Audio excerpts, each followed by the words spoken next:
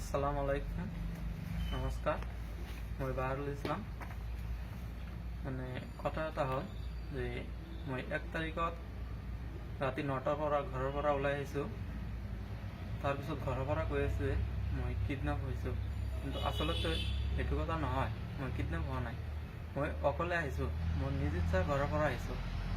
কাৰণ এইটো যে মই যিটো ছোৱালীক ভাল পাওঁ সেইটো ঘৰৰ পৰা মানি নলয়, সেইকাৰণে মই অকলে আহিছোঁ।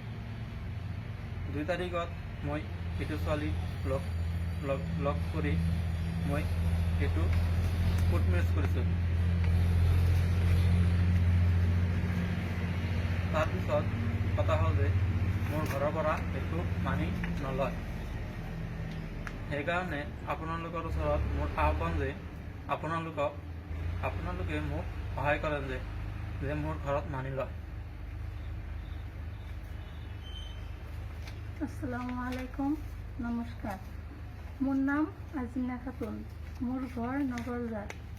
আচলতে ময়ো তাইৰ লগত একেলগে নিজ ইচ্ছাই আহিছোঁ। মোক কোনে কিডনেপ কৰা নাই।